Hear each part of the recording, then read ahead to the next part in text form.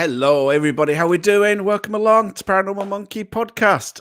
This is going to be a very different one this evening because it's something where I've got very, very personal experience of, and includes obviously all the guests that I have on this evening. For those that don't realize, before I did this podcast, I was part of a YouTube channel called Paranormal Truth. And we started around about the same time as the Ouija Brothers in 2017. We did a lot of things together. But our very, very first investigation was at 30 East Drive. Now, it's fair to say that both me and Dale, when we first went to East Drive, were very, very skeptical of the place. We'd heard all the stories, and I shall tell you about the story of East Drive. And when we first went there on our very, very first investigation, we got little bits and pieces. We got some strange noises, but nothing that was particularly definite.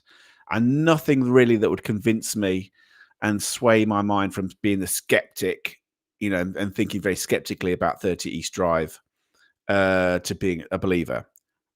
Then the following year, we did a two-nighter.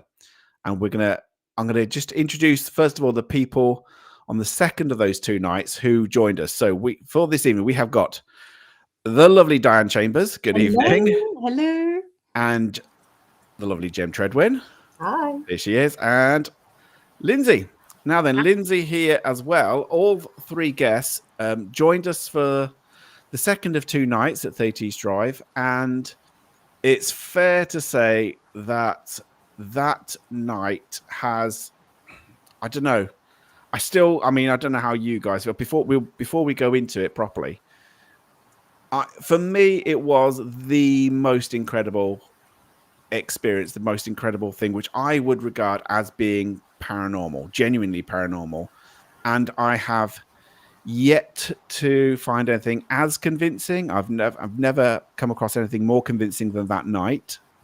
And it's properly left me flummoxed 7 years later. I mean, after what happened, just obviously we will go into the detail of it, but what are your thoughts since that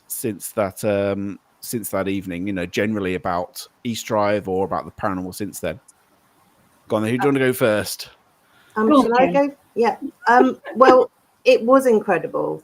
And having lived in my own home with poltergeist activity, 30 East Drive was absolutely awesome. And it was made more awesome because I didn't expect it to be as active as it was that night. And also because of the credibility of our guests and investigators, who were I think all of us were investigators, maybe. Yeah. I'm thinking about Stuart, whether Stuart was investigating, but we were all active in the paranormal. But it was just awesome in the way, like, I will never forget your face, Justin, when we heard what we heard. And that was just awesome to experience it all together and know that none of us were doing that.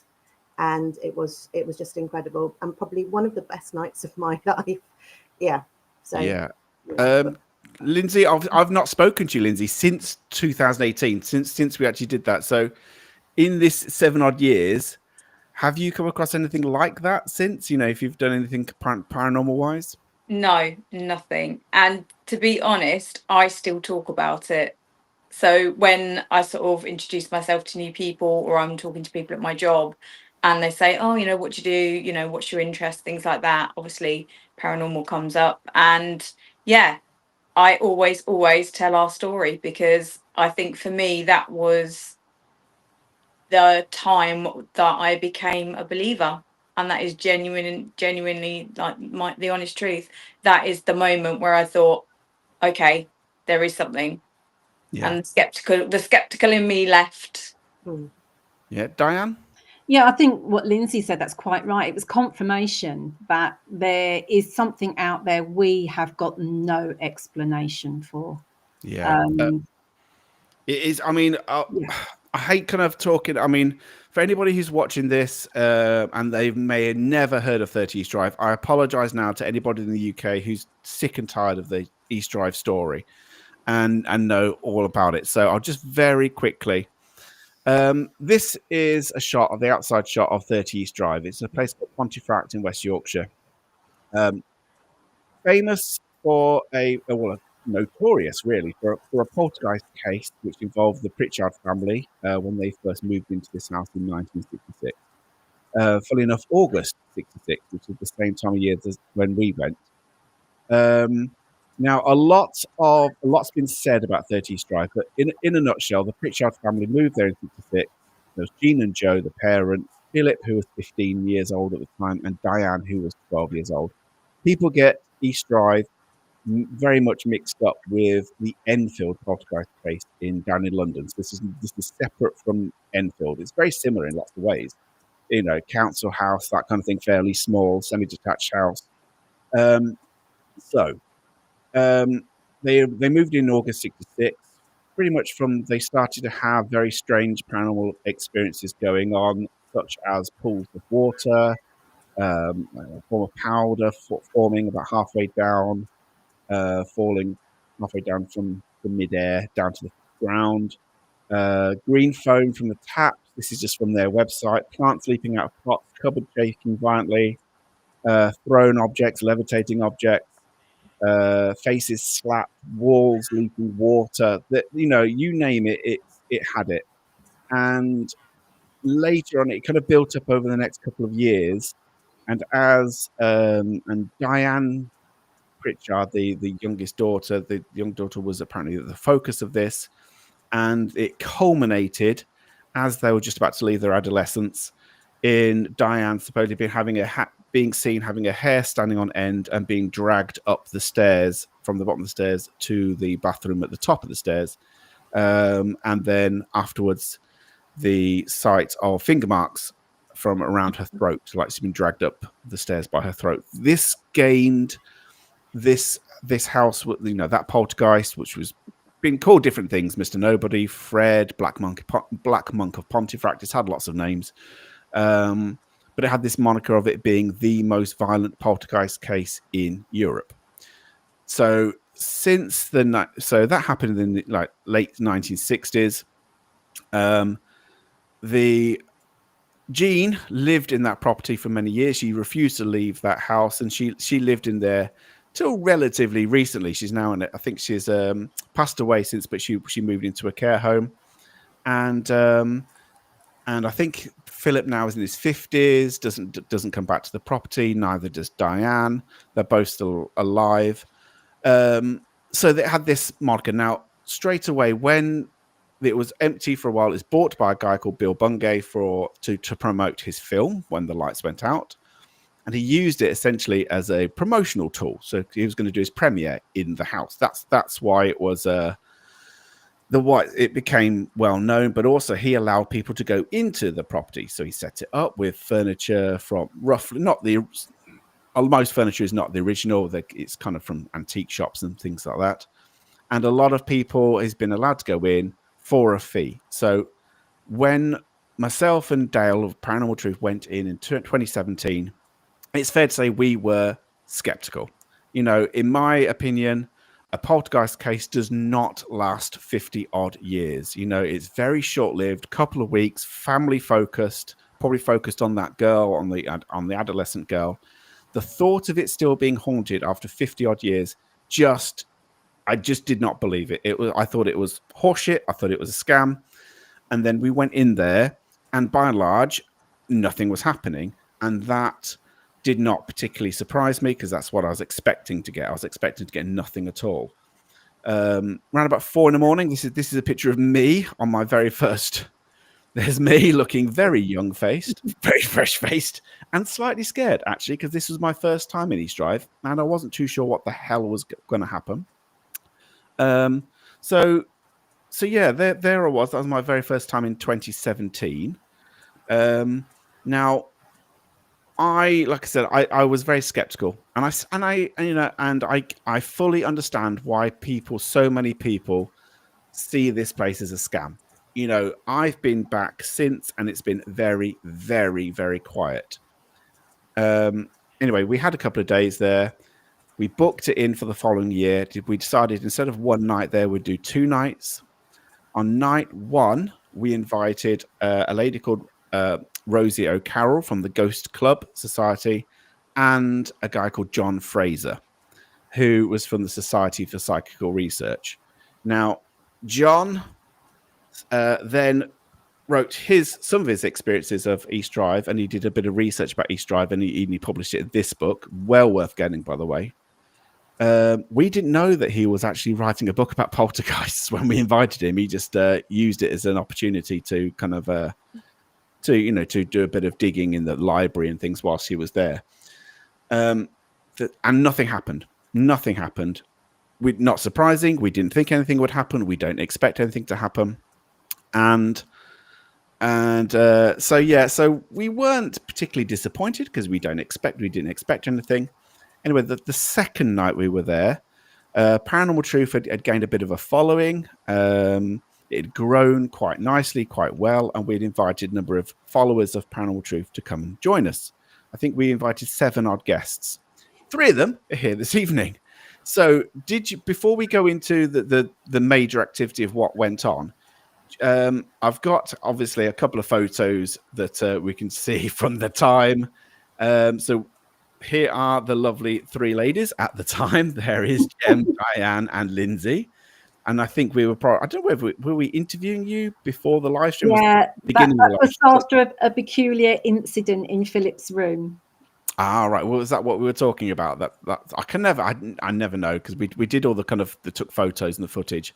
What I do remember though is that part of the skeptical angle is that people used to think that in 30 East Drive it's Carol, the next door neighbor, and it's pressure pads and it's wiring, and it's been set up as a hoax, and it's been set up for nonsense. So one of the things that we hadn't done is we decided to investigate this tiny little hole, which was the attic, and the lovely Linzi decided to get inside the attic, which is a very tight space. Linzi, did you want to talk about your escapades in the attic? Yeah. So I think we were having a discussion on the landing, and I think you and Dale were saying like nobody's actually ever been up there in like all the 30 years that they'd sort of had this activity, and nobody could fit and things like that. And I believe there was a wall in the hallway that I noticed that I could stand on. Yeah, it's like a ledge, isn't there? Yeah, it's like a ledge. So I said, right, okay, well, I think I can fit, and we'll give it a go. So I think we sort of managed to sort of winch me up into the attic and pass up the big live stream camera that you had at the time. Yeah. And we found some interesting, I think this is on the inside, because we didn't find any wiring or any kind of thing to set up anything in terms of vibrations or stuff. We did see this. Now, this obviously you can see on the stream, you can see it says AL, probably maybe AL something, which is maybe have been the builder. We've got no idea. But there was this kind of weird mark that we noticed just before. So it could have been YAL, or it could have been some kind of symbol. We didn't know what that was, but we kind of made it, you took a photo of it, Linzi, and made a note of it, just in case it was anything interesting. And then essentially we kind of got ourselves set up. We, as we always used to do on Paranormal Truth, we'd set up the live stream, we'd have cameras rolling, and we kind of we kind of ourselves sorted and organized. And this is one shot from Diane's bedroom looking across the landing towards the bathroom opposite. And as we got started, we started to do, or thought about trying to contact things, doing little seances, that kind of thing. Did you want to kind of explain because obviously Paranormal Truth didn't used to do seances. So just want to explain, I think it was your idea, probably, Diane. Why did you feel the need to do seances on a Paranormal Truth investigation? Well, rather than seance, I suggested we held a circle. And, the idea of holding a circle is maybe to get some energy flowing, and hopefully if people believe that basically a spirit ghost entity will need some sort of energy to communicate. So the idea was, let's try and generate a bit of energy and see what happens. And I mean, obviously when we first started, do you want to explain, or whether, like I say, whether it's anything in terms of, did you get any initial feelings of the property? Did you have any thoughts around the place yourself before we entered before you entered the place? I thought, like you, it's all hype, and people had misinterpreted tiny taps and knocks as something a bit more, paranormal. The only thing was, when we did first get there, and hopefully Linzi can remember, Linzi found a bit of a funny spot in one of the rooms, and she said to me, "Diane, go and stand on it. What can you feel?" And all I can describe, it was like a tingling electrical sensation running up my legs. And then when Jem and Jess arrived, I said to him, "Linzi has found a strange spot in the house. See if you can find it." And Jem and Jess did. And it was in Philip's room. Jem, do you want to add anything to that? Yeah, so just like Diane said, she said there's a strange spot. Didn't even say how she felt, but just said, "See if you can find it." We went straight into Philip's room. That was my intuition. And this time Philip's bed was, I think it was like diagonal across it was by the back window. And at the foot of the bed, it just felt, for me, it felt like a bit of a sicky feeling in my stomach. I felt like static.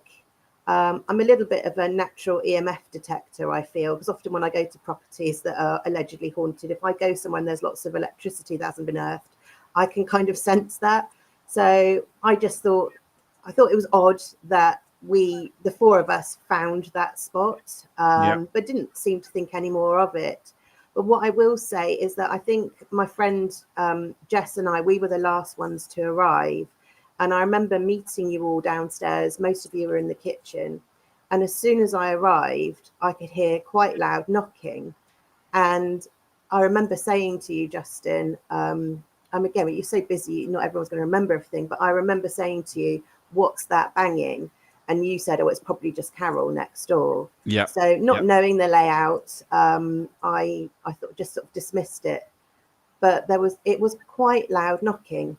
And then once we said hello to everyone, I went upstairs, and the picture you have from Diane's room into the bathroom was me using my phone, taking a picture on the floor. I sat on the floor and I wanted to hear where that knocking was coming from. And while I was up there on my own, Jess was downstairs. Everybody else was downstairs. No one was upstairs with me. You shouted up to me, "Jem, is that you up there knocking?" And I didn't hear any knocking. I wasn't making any knocking, but you were then noticing this knocking sound. Yeah. So again, that was a really odd, sort of phenomena. I couldn't hear any knocking. I couldn't actually hear any sound from next door at that time. The one thing I would just mention, obviously, the Carol next door, who's the I call her the key master, but she's the one that opens up the place. Occasionally cleans it, though you wouldn't think it. Sorry, Carol. But she would clean it and lock things up and look after the key and things like that. And she, has, people are very kind of skeptical of Carol. They think, she's made court, but she's the one that's causing the activity because she is being paid by Bill Bungay to look after the property.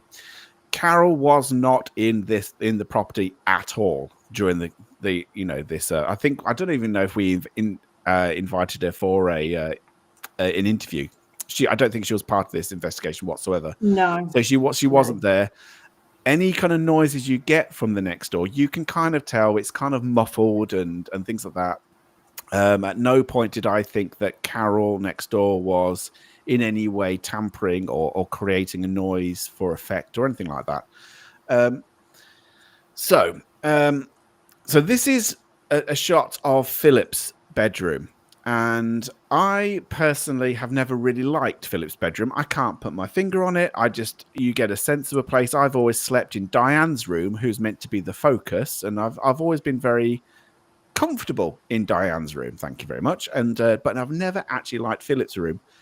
Now you can see here that earlier in the evening, we had the men and the women go into a circle. So if you see, they could tell from here, there's some men some guests and things in this image. Again, in Philip's bedroom. And then I don't know who, I can't remember if it was you, Jem, or you, Diane, basically saying, how about we kind of have just the women involved in this. So I can't remember who that came from. It was me. What I was noticing was that while we were sat in this circle, for myself personally, I was beginning to sort of sense that there was some kind of, it sounds crazy, kind of energy. So when the women were talking, it seemed to be noticing us. It sounds absolute rubbish. But anyway, we went with it, and I trusted my gut. And I just thought, well, let's get rid of the men. Let's send the men away, and let's just see if there's a difference with the women. And it turns out there was. Yeah. So obviously all the men went downstairs. Yes. Me, Dale, all the other guests as well went downstairs, and leaving you ladies in that room on your own, because Jem, you say you felt as if something wanted to get your attention. Now, obviously, I was not part of that circle. So who wants to kind of start in terms of what you started to experience when you were on your own in that room? Well, we stood up, we stood in a circle, we shut the airing cupboard door because there's a hole in the ceiling of the airing cupboard up into the loft. So we shut that up. We shut the bedroom door, so there was no drafts or hopefully limiting the sound. And we stood in a circle and we started to call out. But I soon noticed that I felt like I had a draft around the bottom of my legs. And I said to all the ladies, can any of you feel that draft? And they're all going, no, because actually it was quite hot and stuffy in there that time we were there. Yeah. And it was then when Jess asked me if the design I had on the front of my shirt went down one of my arms. And I said no. And that's when all the other ladies piped up with, we can see a hand on your arm. And who did you see that, Jem? Yeah. But prior to that, and I know Linzi, I think, mentioned it when we were chatting before the live stream, I could see over by the airing cupboard door. Again, this makes me sound crazy, but I'm just going to say it how I saw it and experienced it. There were like little sparkles of light, and you're blinking, and I could see this sort of sparkling low to the ground and then moving as if someone had thrown some silver glitter in the air, and the light was catching it. But then so I don't recall whether it was straight after that, but it was around that time. Then I looked at Diane's arm and I could see it was like a sort of, again, it didn't look like a human hand. It didn't look like a ghost hand, but there was some kind of sort of distortion which appeared to look like a hand on the outline of Diane's arm. And it didn't seem to move very much. And you could see like the lines where fingers were, and it just stayed there for a little while. I mean, I don't know what your experience is, Linzi, what you can remember of that. Yeah, no, I do remember that. And I remember the lights as well.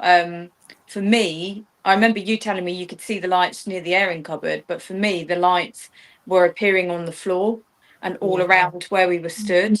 Yeah. So I was sort of looking, and like you, I was quite skeptical at that point still. So I was like, maybe it's just my eyes trying to adjust. Yeah. But the more I sort of kept looking and blinking and looking away, looking back, just trying to make sure that my eyes weren't trying to adjust to anything, I could genuinely see. But like you say, it's almost like glitter, just little flickers of very bright lights, but only very, very individual. And the outline on Diane's arm was just like somebody had sketched a hand for me. Yeah. Like someone had just pencil drawn a hand onto her arm, and that's what I could see. And did you, I mean, obviously, because I'm trying to get an idea of obviously the feeling of, were you comfortable in that position? Were you getting scared? Did you feel like the atmosphere changing at all? How were you feeling at that point?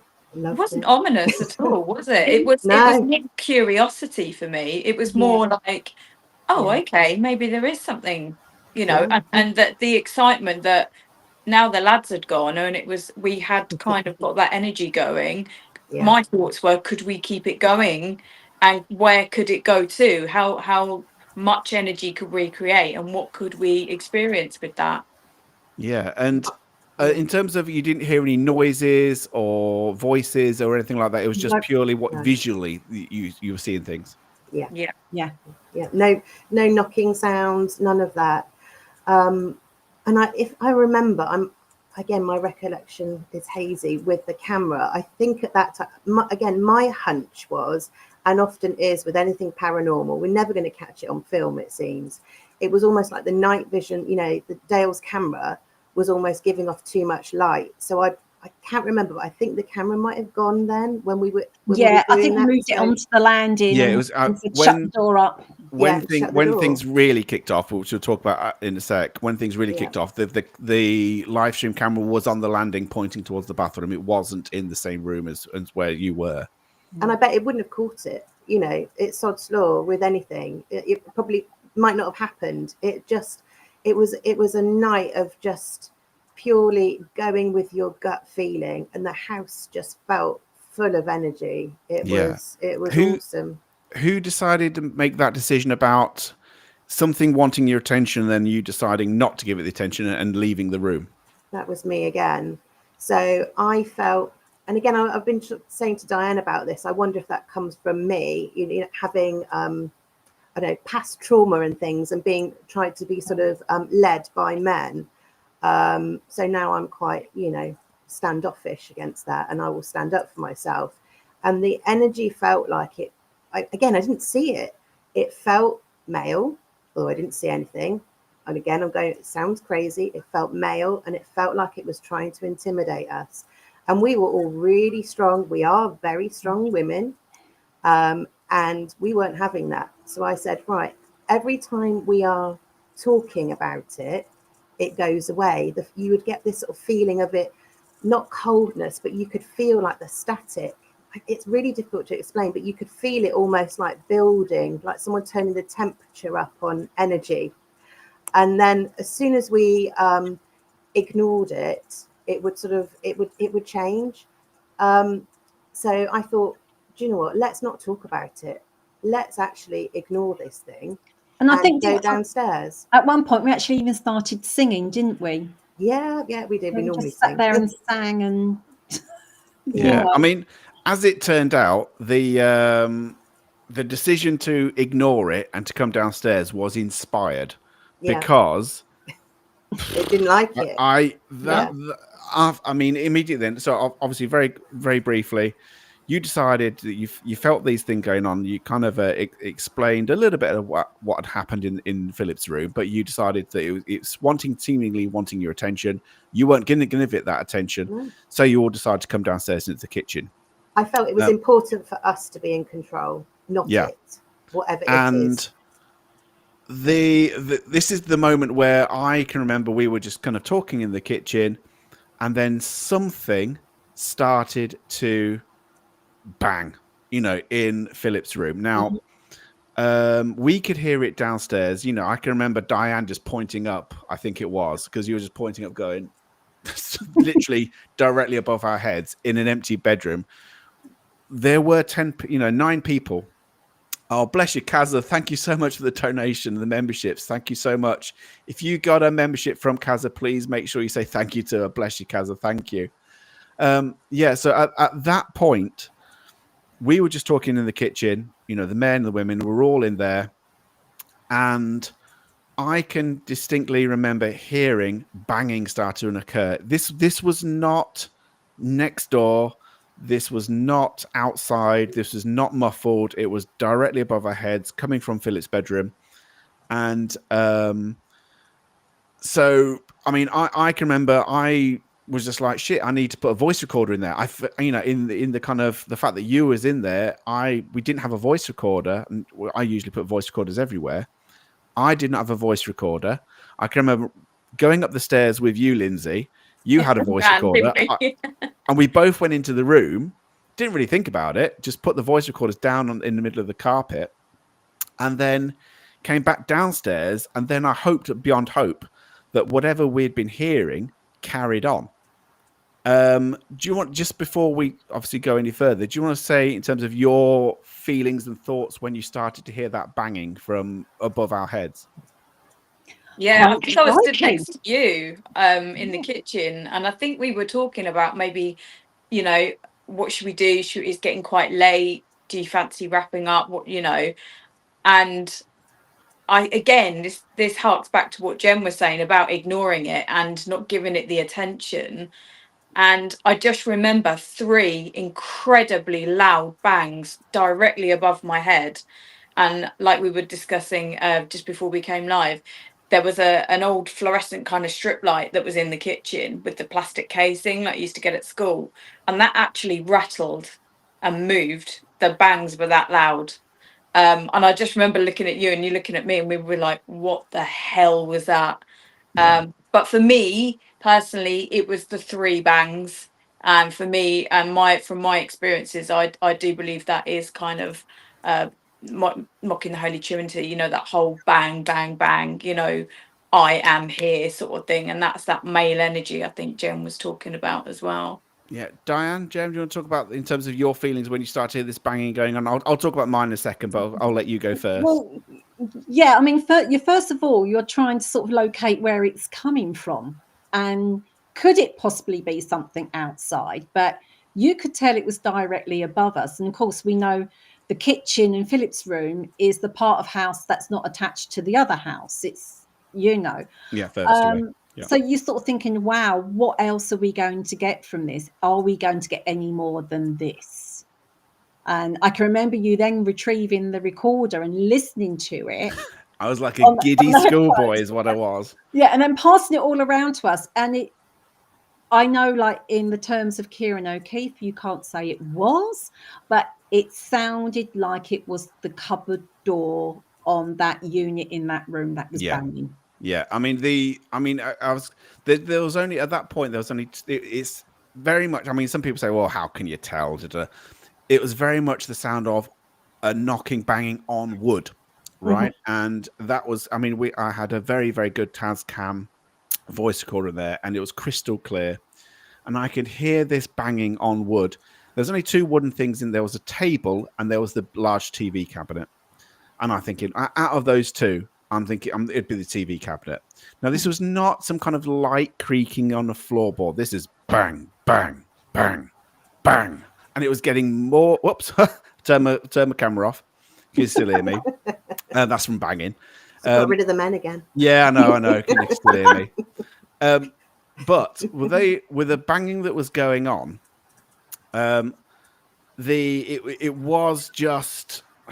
It was seemingly getting more and more angry, I suppose. Yes. I mean, I try not to be like Kieran O'Keefe because it seemed to be getting more determined, violent, louder. I don't know how you want to describe it, really. Just want to talk about, you know, because when I was listening back to everybody, when I was kind of passing around the headphones to everybody, I was literally there going, listen to this, listen to this, listen. This is just incredible.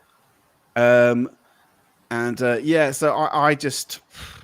don't know. I just was absolutely blown away by it. Right, I'll let you talk whilst I sort my camera out. Okay. Because also, I can't remember if it was the video camera or a recorder, but also Dale had retrieved some sort of recording and got whistling on there as well, which was happening as he was taking the camera off or something. So, but he didn't hear it. It was only when he got downstairs and listened to it that then he heard the whistling as well. And I think that was the thing that was so evident about East Drive, is that whatever's there seems to manipulate the sound completely. And as we know, what we were hearing was never picked up as loudly on the camera as we actually heard with our ears. Yeah, that's the thing is, we obviously had this banging on this furniture. I was just, for me, knowing it's coming from an empty room, we knew where everybody was. You know, in terms of checking and it's good. We knew it was directly above us. It was crystal clear. The thing which I was just blown away by was the fact that this had been what we had been searching for for years, and that's what I had always been wanting. It's probably since the age of 16. I wanted something which I thought was absolute proof of poltergeist activity, and I had a few little bits. Nothing on that scale, where there was severe kind of banging on furniture, which seemed to get more aggressive as things were going on. That's why I was kind of listening to it on headphones, going, listen to it. And I was just dead excited. I will just say, for any kind of real skeptics of this one, I get why you'd be skeptical of it.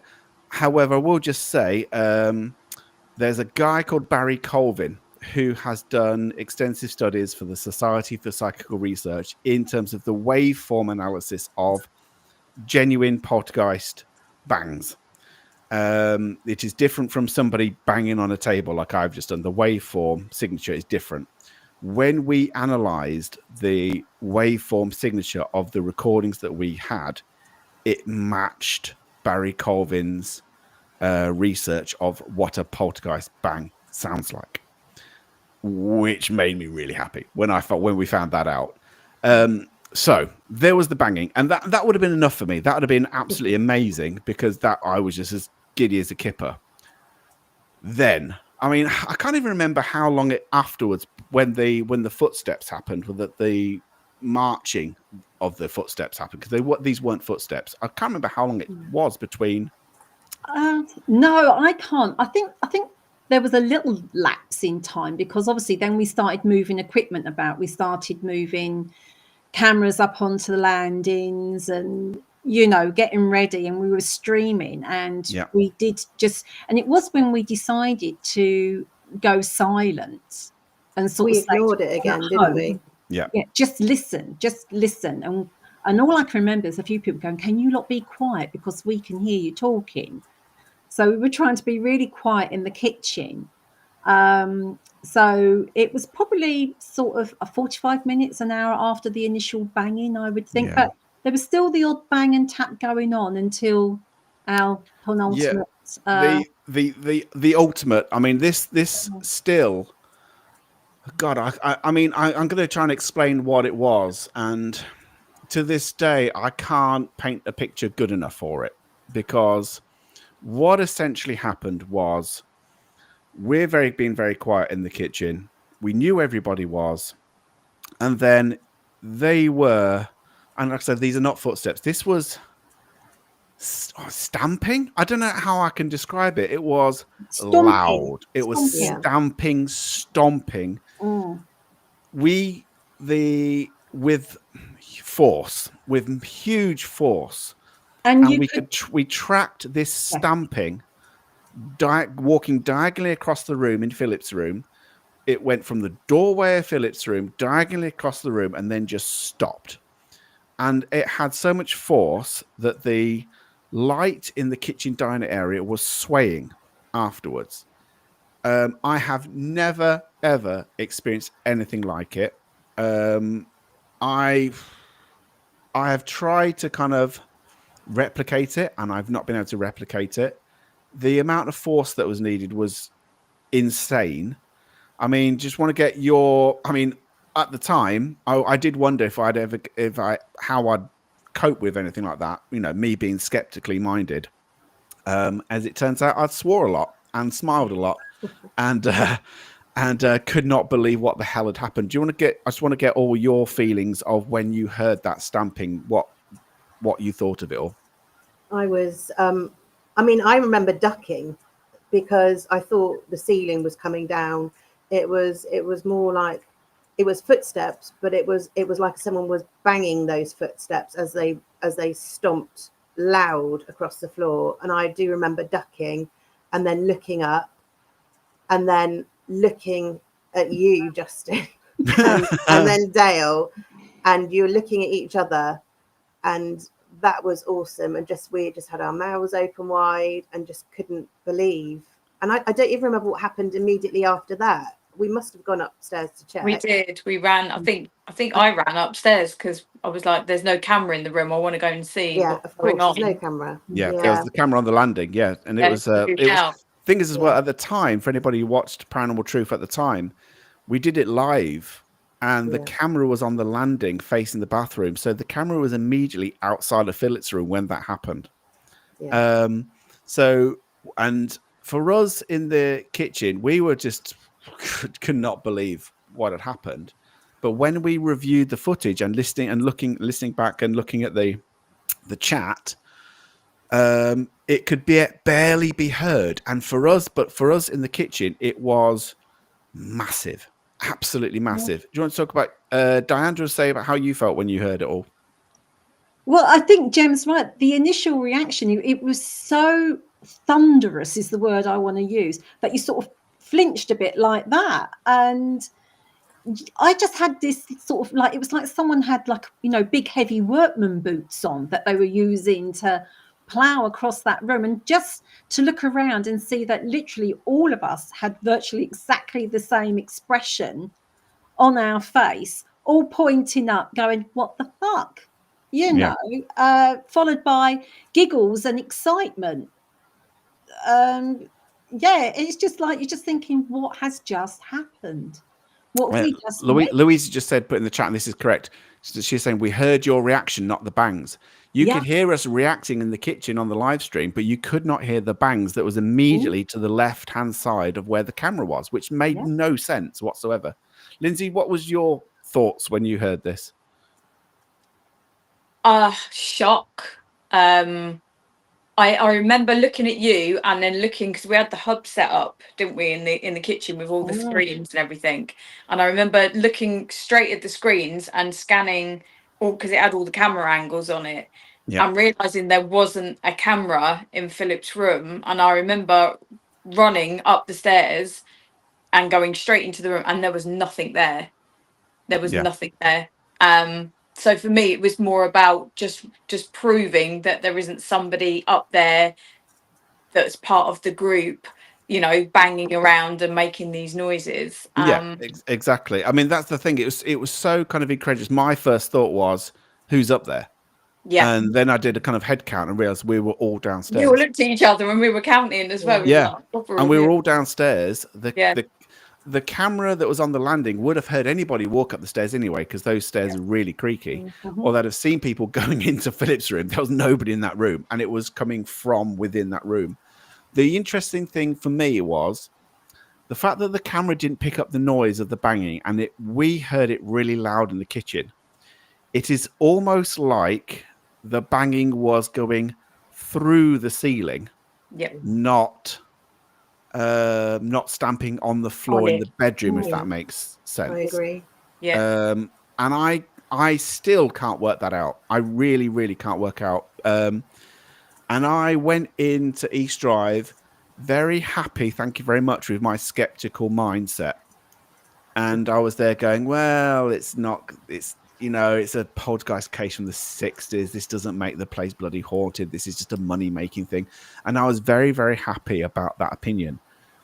And then after that happened, bearing in mind, some people say, no, could it have been this? Could it have been that? Nothing is under those carpets to create anything remotely like that. There is nothing there.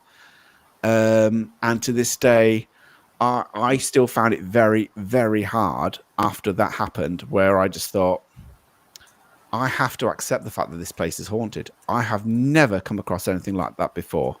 JT saying, I wonder if the house is rigged in some way by the owners for the benefit of ghost hunters. You'd have to have such a complicated system between the ceiling and the floor upstairs for that sort of thing to happen. But I think we just did that, didn't we? We've gone from literally being in the attic that no one's been in for 30 years, and then every single room, and then downstairs. So where did you put the rigging? Because I can understand if I'd gone in the attic and we'd have seen a whole kind of pulley system, and there was some crazy stuff going on up there. It was empty, apart from the chimney breast with the writing on it. It was empty. But I want to add, the fact is that this guy hasn't got even paid for Wi-Fi or a microwave in there. Would he go to the expense of putting some complicated system in to fake knocks, bangs, stomping footsteps? Yeah. I think that we with this, I think the whole night though, I think it felt like we had enraged whatever that was as well by the ignoring. It was just the perfect mixture of people, and it's never happened since. No. And I just, it's like you say, it's gobsmacking what happened. But we checked everywhere.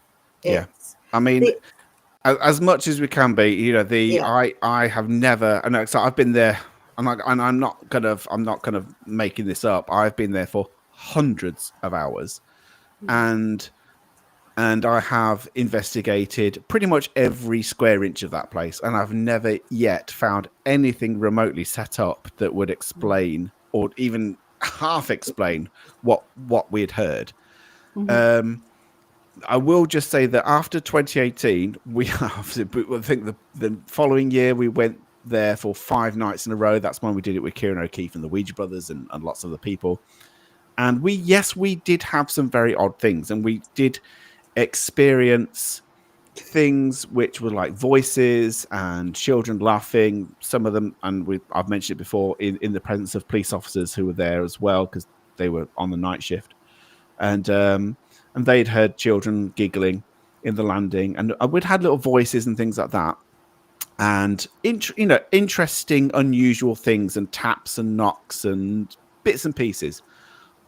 But that night that we were there, that was on a whole other scale. I mean, what's your thoughts on, do you think that just by ignoring it, do you think that was the poltergeist of the 1960s, or do you think that was something else entirely? I think it's something else. Yeah. I don't know what. It feels like there's been, whether it's to do with lots of people investigating there and giving it lots of energy and attention. It felt like a spoilt kid, and we pissed it off. And I'm pleased because it was amazing. The other thing I was thinking as well with the audible phenomena is that when I was upstairs, when I first arrived and was hearing, I was hearing the banging downstairs. And then when I went upstairs, I didn't hear any banging, but you shouting up, Justin, are you banging upstairs? And I wasn't. Makes me think it's almost like that sound. Is it being replayed or played in some way within the ether of downstairs? But it sounds like it's coming from upstairs. Sort of like a stone tape theory, but within the floors. Yeah, I just don't know. But it's stuck within the house. But it was definitely reacting to us, what we weren't doing. And I've said this to people before. Is so I've been there. I'd been there plenty of times. I never ever had that kind of experience. Obviously, this is the one that still burns itself in my brain from it being a genuine poltergeist experience. I've never had anything like that before or since.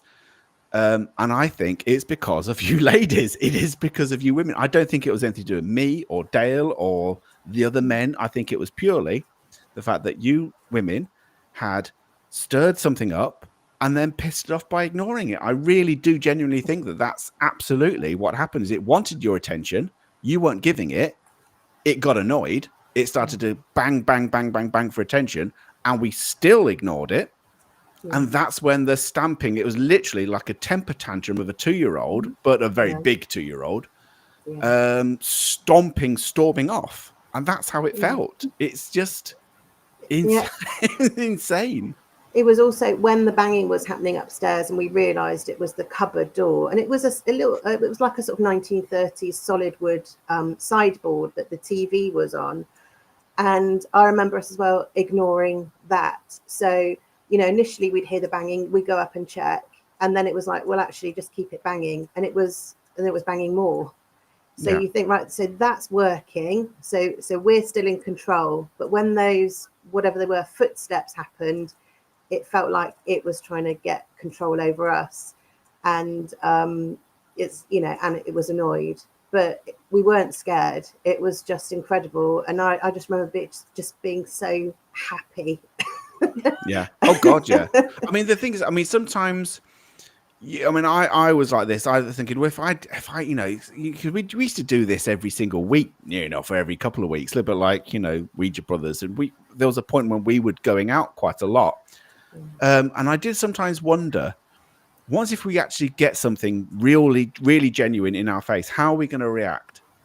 And like I said, as it turns out, I mean, I think for most people, I think a lot of people, if they're experiencing that on their own or with maybe one or two other people, it was and could easily be regarded as absolutely terrifying. Yeah. Because just because of the nature of the noise, the banging, the aggression of it, it was terrifying. However, because we were this close-knit little group of 10 or so people, and we'd been looking for this, when it actually happened, there was no terror. It was more excitement and giddiness and, like I said, swearing and things like that. I mean, but I can imagine if I was on my own in that place and that happened, I'd be shitting myself and running out, I think. So, I mean, I think we definitely had the right combination of people that night. For whatever reason, we all gelled really well. And that was it. And bear in mind, most people went there thinking that it wasn't haunted, that it was a bit of a con, that we weren't going to get anything. And bearing in mind, the guys that came along, Stuart, you know, especially, was a complete skeptic, didn't believe in anything at all like that. Yeah. And at the end of the night, when they're all going, well, don't know what to say, you know. Yeah. I mean, I will just say, obviously, I've been back a lot since. But every time, like, I've been back when I was part of Paranormal Truth. I went back with other groups who've invited me over to East Drive. I've been back with the Ouija Brothers, and I was interviewing Bill Bungay and things like that. And I still don't like Philip's room. You know, the psychology of that room, having experienced that in that room, it plays on you. It plays on your mind, and I can be very, very skeptical and go, well, nothing's going to happen. And I've never had anything. I mean, the last couple of times I've been to East Drive, it's been very, very, very quiet. Nothing at all. Nothing remotely like what we experienced. But it draws you in. For some reason, that fusty, bloody house keeps kind of calling me back. And it makes me want to go back to... I don't think I'll ever experience anything like that again, ever. I think I'd like to go back one more time. You know, with a little, you know, with so many years on now, and sort of gained a little bit more experience within the paranormal field. There's definitely a few things I'd like to go and try there. Yeah, exactly. I mean, what's your opinions of East Drive now that you experienced all of that and looking back over 7 years? It's been 7 years since that all happened. Well, I know a lot of people say they think it's sort of dried up and whatever there is gone, but I do wonder if people are just going in with the wrong approach to it. Yeah.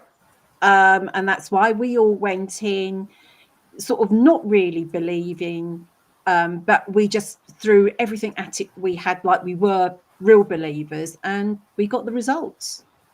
Yeah. Jem, what's your thoughts of East Drive now? I still don't know what that was.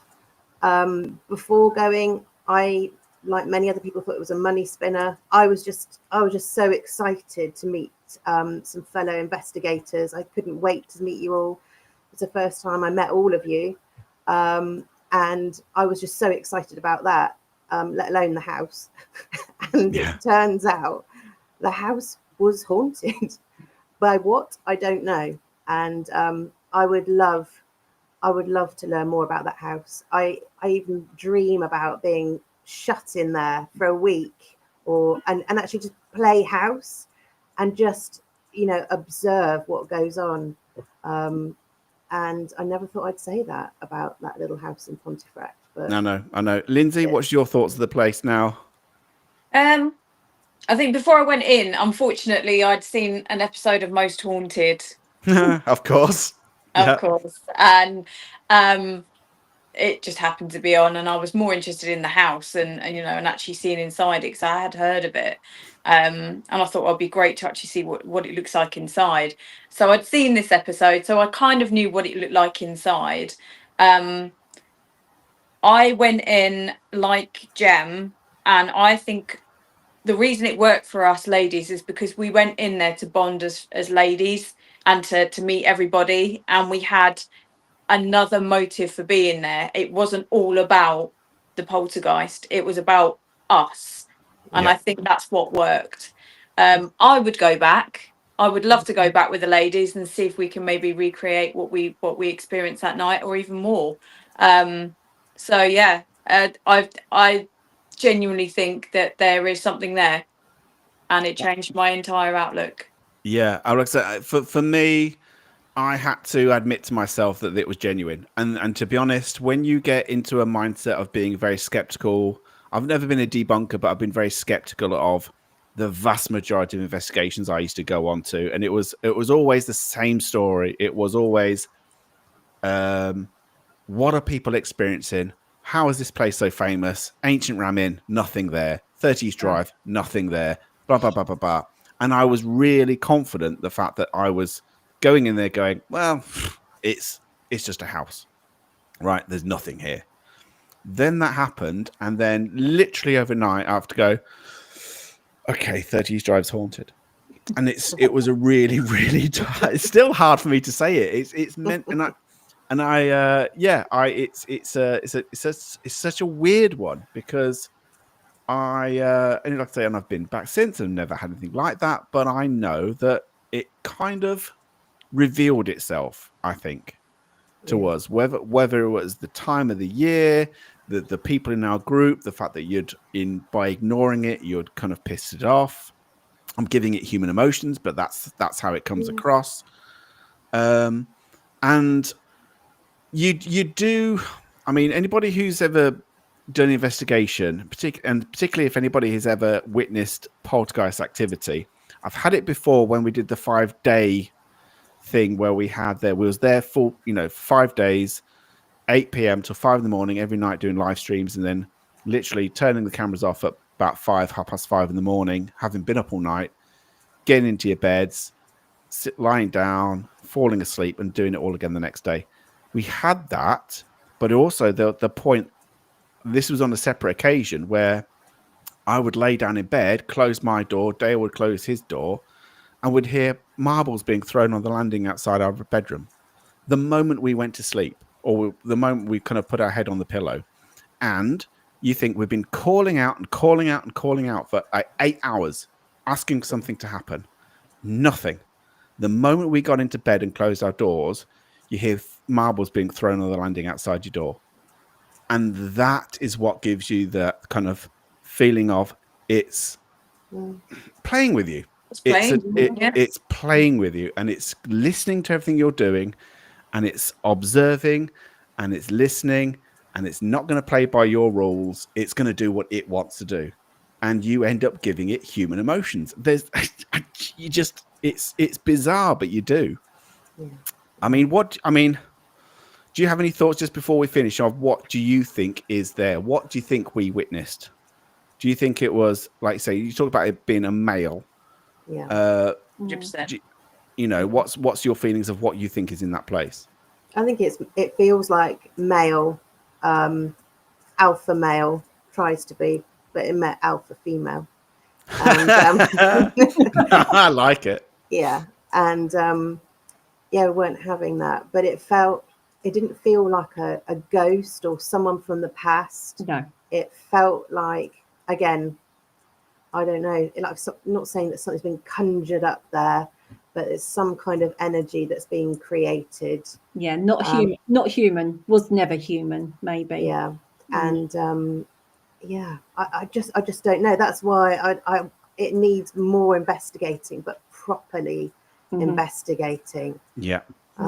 Yeah, that would be my dream. It felt like an older entity to me, something that has been around a long time and had older world values, i.e. it wasn't happy that females were empowered in our way that we were empowered by, being able to be strong against it. And I think that's what, I don't think it had experienced that before. So for me, it felt old. Whatever it was very old. Yeah, I get that, actually. I do get that, because it was a case of, it probably might have expected women just to kind of demurely do what it wanted, and then it was the case. Then it came up against you, Jem, and that was it. Then.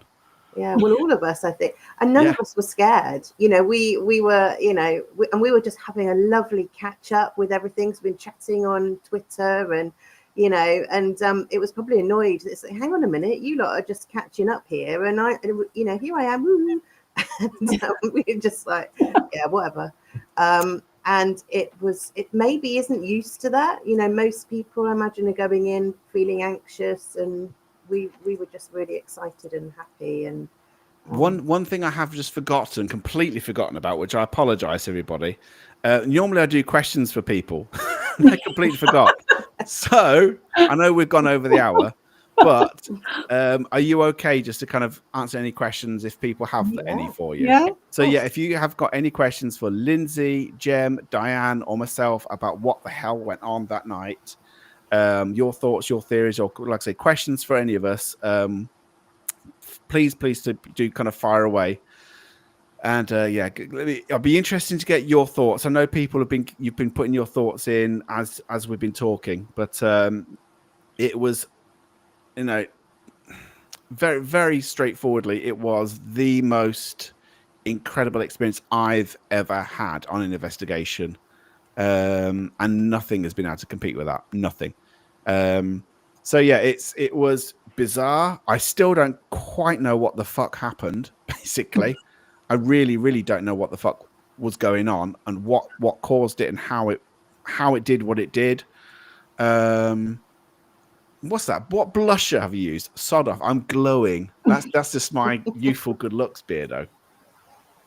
Thanks very much. But yeah, let's have a look. Let's have a look on here. Did you have the cameras on while you slept, and did anything happen? To be honest, like I said, we had this live stream going. When we did it, I mean, on that particular night, I'm trying to think when we stopped live streaming, but it wasn't till like 5 a.m. But when I mean, I can't quite think of the aftermath of that. I think we was all kind of shocked and stuff, really. Mm-hmm.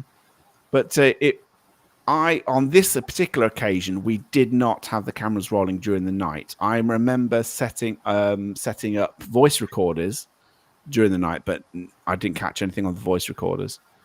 Okay, Roger's asking, ladies, after your experience, what would your advice be to any future teams that want to experience activity? Get a group of females. And not whingy ones. Trust your gut as well, and sometimes, you know, I'm skeptical, but I've had so many weird things happen I cannot explain, so science doesn't always prove it, so sometimes just trust your gut like I did, and you know, it might work out well for you. And we tried a few things, didn't we? We weren't just set in our ways. We were quite fluid in what we were doing during the investigation. And like you say, Jem, we were going with our gut feel, which was kind of very strange because we were all really feeling the same thing and seeing the same thing at the same time. So I think just having 3 really in tune females there was probably a good, you know, good start. Yeah. Want to hear from Rachel for Diane saying, when the hand was seen on your arm, did you feel it? I did. I felt, well, I felt a tightening sensation just below my elbow on my forearm, but I couldn't see anything. Okay, cool. That's all I can say. It felt like something. Yeah, it was tighter, like a rubber band round it or something like that. Okay. Weird Fox Loose saying, I've been given permission to take Spike in. That's a dog, all female team, and a service dog. Does it sound like a good combination? A dream. Yes. Yeah. Yeah. That'd be good.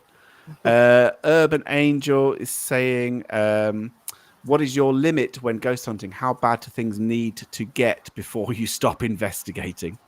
Haven't got there yet. Never. For me, again, trusting your gut.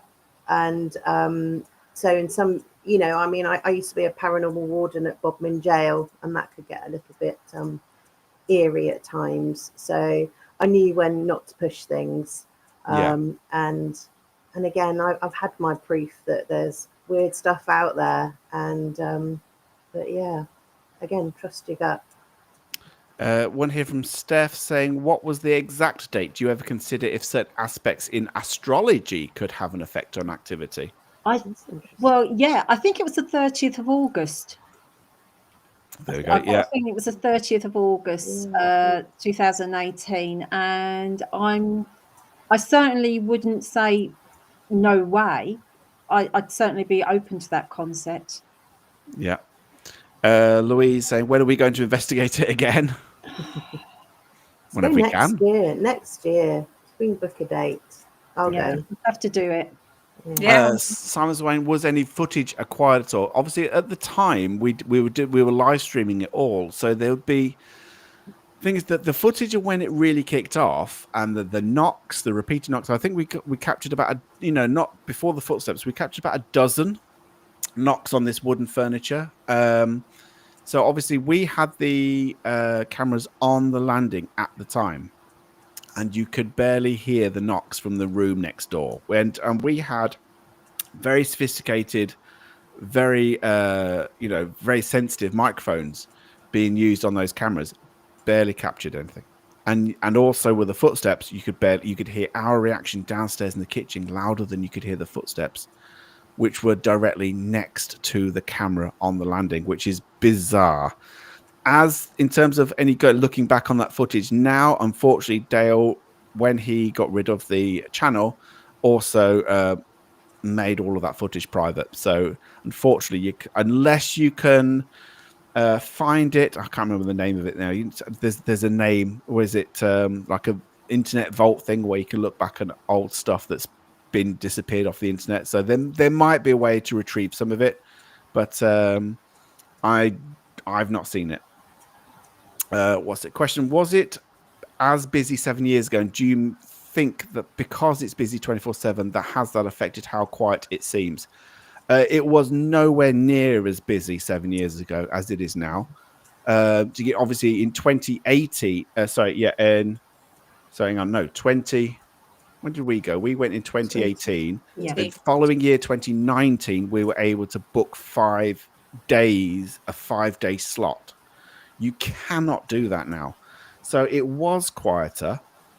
And do I think because it's busy now, it's quieter because it's so busy? Quite possibly. I mean, I genuinely do think because it's never empty, that place. I think it has had an effect. What do you think, ladies? In terms of how busy it is now, do you think it's quieter because it's so busy now? Yeah, I think if it feeds off being ignored, then if you've got a constant stream of people in there investigating and in that excited mode, unlike us, it's got no reason to do anything. Yeah. Yeah. Unless you go back and ignore it. That's what I want to do. My dream is to go in there, if I have the money, to go and hire it and ignore it and just, have a week off on my own. Chris Williams saying the next time anyone goes there should be a camera at the top of the stairs and the bottom to see if anyone can capture someone playing with the camera. We did that. And it was a little bit like Beardo's experience. We would set up a camera, typical shot really of the view going up the stairs, with various bits of crap and pram and stuff in the way. And then we'd go for a meal, we'd go for lunch, go to the pub or Weatherspoons or wherever, and leave the cameras rolling. And you would not believe the number of people listening on headphones, listening to taps, bangs, knocks, things seemingly moving around near the microphone of the camera. That's during daytime. So absolutely, that absolutely does happen when nobody is in the property. So yeah, it is. We used to do it all the time. So yeah, stuff tends to happen, and it tends to happen also at night. Again, if you leave cameras rolling whilst you're sleeping, stuff does happen. Question from who believed in the paranormal before going, and could you have been tricked while there? Good question, Daty. What do you think? Obviously, we were all investigating, so it at least had an interest in the paranormal. all I can say is I didn't believe there was anything at East Drive. Yeah. Same Yeah. as Diane. Same as Yeah. me.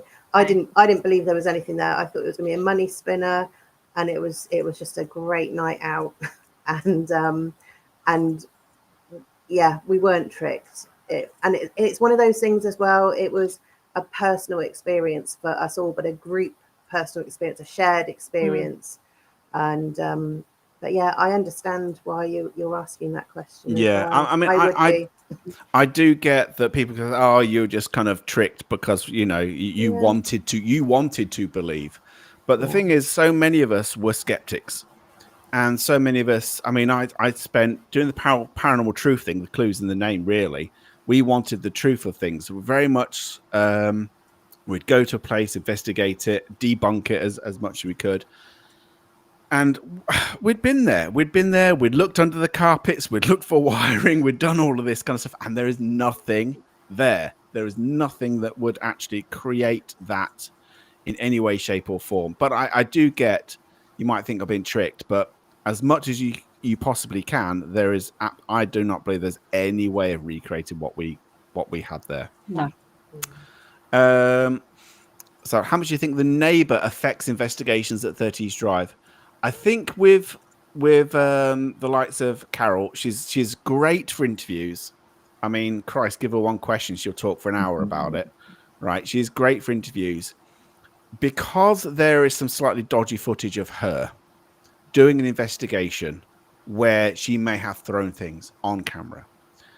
Me personally, if we're gonna, like I say, we had it where we'd interviewed her, great, full of the stories.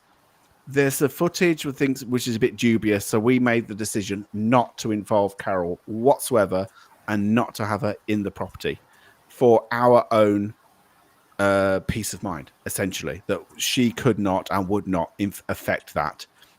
If she was banging on the walls in her home, let's say she wants to do that, right?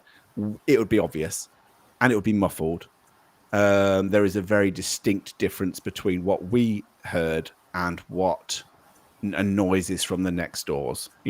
What we heard was directly above our heads.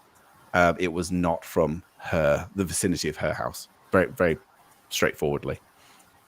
Yeah. Do you want to add anything to that before? No, I think like you say, the taps and bangs we were hearing were definitely on wood to start with. So next door couldn't have created that. And yeah, again, the noises we were getting were the opposite end to where it joined Carol's house. Yeah. Just let's have a look. What's Urban Angel saying? Do a sponsor to get you all back in there. I'll sponsor you all to go back in. I would. I mean, I generally would love the fact that if we could recreate it, go in August. I don't know whether it's because of the time of year, the fact that the activity to the Pritchards happened in August, and when we went, it was in August. So I don't know whether it's the time of year, it's the heat, it's the individuals, it's the time of the day. I've got no idea, but everything seemed to come together. Let's have a look. The Street Ghost Hunting Company me and Justin worked for. I team led every week for months, was more accessible, less props, i.e. the clock on the top of the stairs. This was around 2015. Yeah, that's, Lou's referred to when we worked together for Phil Wyman's Ghost Hunting Company. Mm-hmm. So that's, that was my first introduction to East Drive, was doing it through a ghost event company. Again, I didn't get anything really, particularly from that point. People had experiences or feelings and stuff, but I never did. I'm a bit like a brick, really. Let's have a look. Let's have a look. I'm just kind of scanning anything if there's any last questions. I don't think there is. So just before we finish then, do you want to kind of sum up the whole madness that was 2018 and that investigation? Linzi, in terms of, do you think you can kind of sum what we experienced up in? I think the only way I can sum it up is we came, we saw, we experienced, and we left believers. Jem?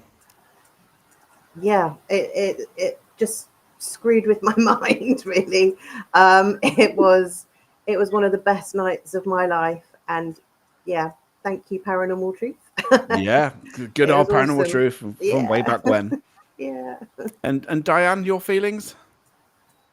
Still baffled, still trying to figure out what is there.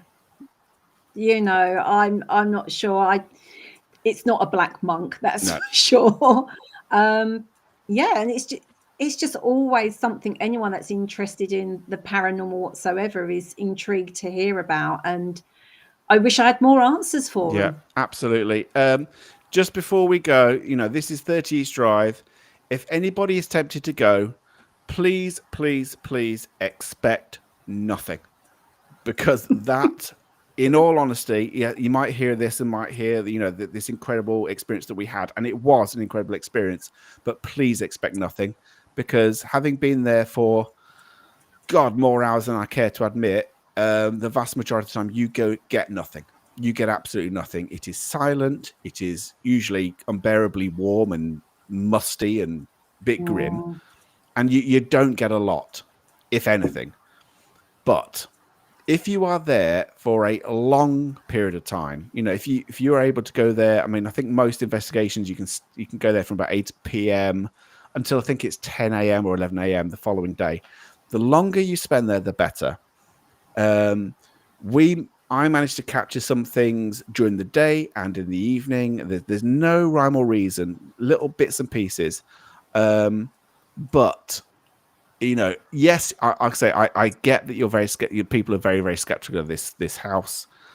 I still find it really hard to admit what the bloody hell happened in that house on that evening. I cannot explain it. But you just have to experience it. You know, it's all a personal experience.